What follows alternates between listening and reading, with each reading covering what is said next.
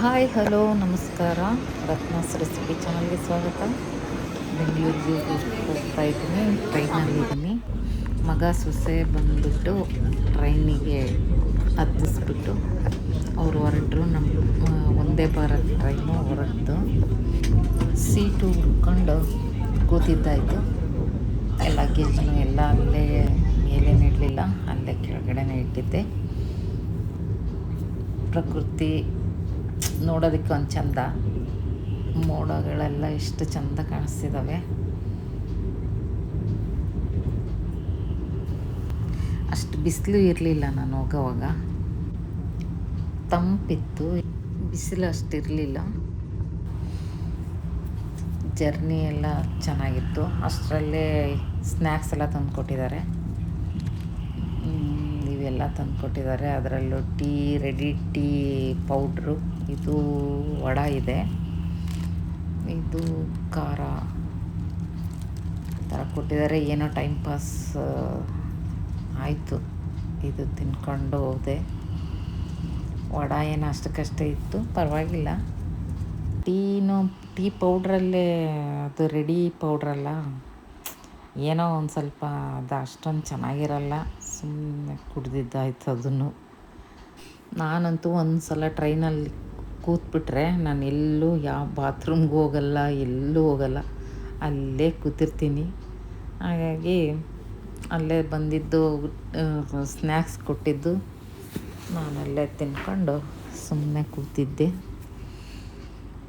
ಎಷ್ಟು ಬೇಗ ಹೋಗ್ಬಿಡ್ತೀವಿ ಅಂದರೆ ನಮಗೆ ಗೊತ್ತೇ ಆಗಲ್ಲ, ಅಷ್ಟು ಬೇಗ ಹೋಗ್ಬಿಡ್ತೀವಿ. ಅದು ಬೇರೆ ಅಷ್ಟೊಂದು ಬಿಸಿಲು ಇರಲಿಲ್ಲ, ಒಳ್ಳೆ ಚೆನ್ನಾಗಿ ಇತ್ತು ವಾತಾವರಣ. ಇನ್ನೇನು ಬೆಂಗಳೂರು ಬಂತು, ಇನ್ನೇನು ಇಳಿದು ಆಯಿತು ನಾನು. ಅಷ್ಟರಲ್ಲೇ ನಮ್ಮ ಅಳಿಯನೂ ಬಂದರು. ಕೆಳಗೆ ಇಳಿದ್ಬಿಟ್ಟಿದ್ದೀನಿ, ಲಗೇಜು ಸ್ವಲ್ಪ ವೆಯ್ಟ್ ಇತ್ತು. ಅಷ್ಟರಲ್ಲೇ ನಮ್ಮ ಅಳಿಯ ಅವರು ಬಂದರು.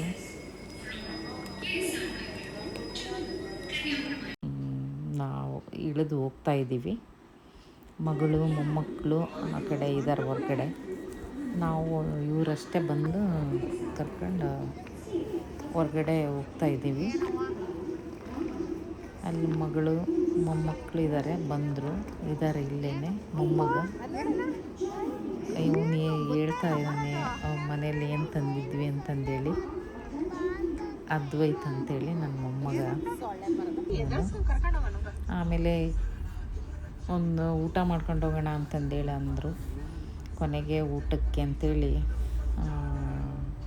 ಹೋದ್ವಿ.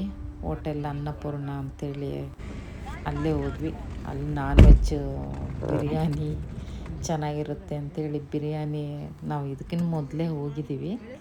ಮತ್ತು ಅಲ್ಲೇ ಹೋದ್ವಿ. ಅಲ್ಲೇ ಹೋಗಿ ಊಟ ಮುಗಿಸ್ಕೊಂಡು ಮತ್ತು ಮನೆ ಕಡೆಗೆ ಪ್ರಯಾಣ ಹೊರಟ್ವಿ. ಅಲ್ಲಿ ಮೊಮ್ಮಗ ಅವತ್ತು ಫಾದರ್ಸ್ ಡೇನೋ ಇತ್ತು.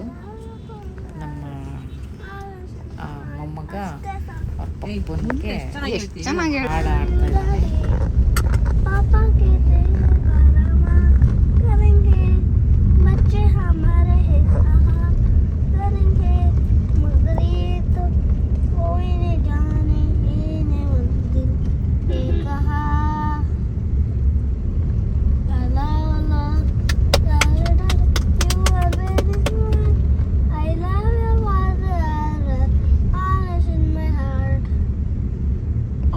ಗುಡ್.